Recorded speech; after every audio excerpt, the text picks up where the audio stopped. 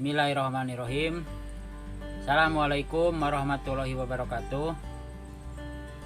Selamat siang anak-anak. Pada siang ini kita ketemu lagi dalam pembelajaran IPS bersama Bapak. Pembelajaran kita ini dengan sama-sama membaca Bismillah. Bismillahirrahmanirrahim. Pada pembelajaran ini kita akan membahas perubahan sosial budaya.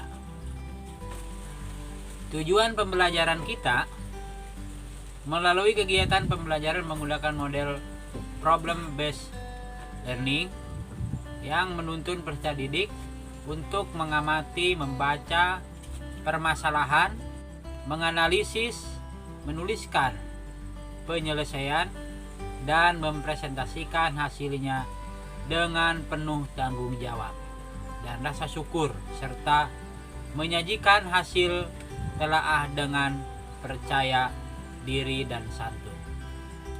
Bapak tampilkan ya. Ini ada beberapa foto.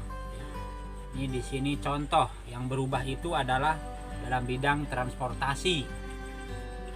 Ini dalam bidang transportasi ya, kita amati secara seksama. Kemudian dalam bidang yang lainnya ya, pembangunan kota. Dulu sangat sederhana, jalan masih terbuat dari tanah, dari batu. Sekarang membentang jalan tol, aspal, dan beton. Gedung-gedung kalau dulu itu sangat sederhana, sekarang sudah canggih. Lantainya pun tak terhitung, gedung-gedung pencakar langit. Begitupun dalam bidang IT teknologi ya, pasar misalkan. Ya, transaksi antara penjual dan pembeli, kalau yang dulu itu pasti semuanya di pasar. Tapi sekarang ternyata ada berubah. Kita bisa memesan barang dari tempat yang jauh berbeda dan nanti dikirimkan dengan sistem belanja online. Kita mengenal ada beberapa fasilitas di Google, sarana ya, web itu untuk pembelajaran online. Belanja online, misalkan saja Tokopedia, misalkan saja, dan yang lainnya banyak lah. Bapak tidak menyebutkan Tokopedia. Perubahan sosial budaya adalah perubahan tata kehidupan masyarakat yang meliputi perubahan sosial dan sekaligus perubahan budaya.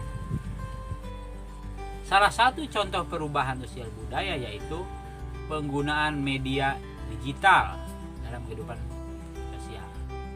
Jadi kalau dulu zaman Bapak masih kecil, SD, SMP, belum mengenal itu ya, handphone belum ada. SMA itu ada juga handphone, tapi masih sangat sederhana. Sosial ada di HP kita ya, ada WhatsApp, ada FB, tentu saja IG dan yang lain-lainnya. YouTube juga sangat membantu. Ya, bentuk-bentuk perubahan sosial budaya. Pertama, perubahan dilihat dari waktunya. Jadi apakah perubahan itu secara lambat atau cepat, secara seketika, spontan atau mendadak, atau evolusi atau revolusi. Nah, itu bagian dari perubahan sosial berdasarkan waktu. Kemudian perubahan dilihat dari pengaruhnya. Apakah pengaruhnya ini besar? Apakah kecil?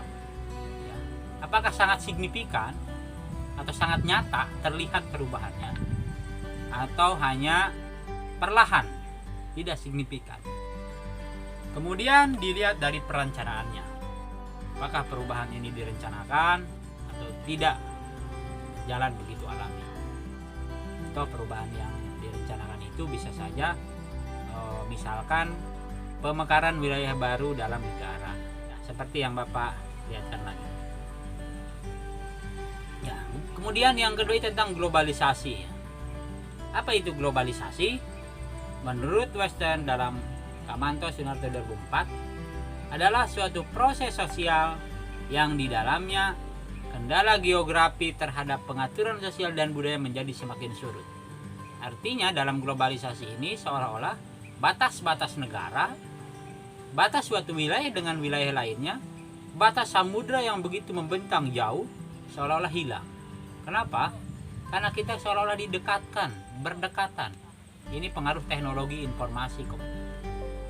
Mungkin hanya itu ya, untuk pembahasan materinya. Yang silahkan kamu nanti bisa mengerjakan tugasnya bersama teman kamu secara kelompok, mengerjakan latihan yang akan Bapak berikan nanti di akhir. Silahkan kerjakan ya, WA grup. Baik ya, terima kasih. Kita menyimpulkan pada pembelajaran kita kali ini ya,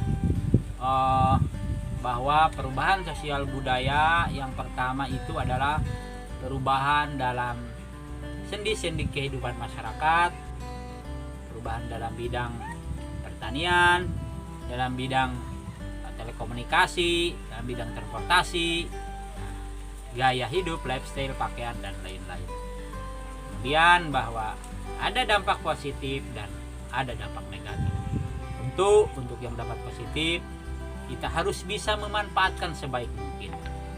Sementara untuk dampak negatif, harus mampu menekan, meminimalisir ya, dampak seminimal mungkin.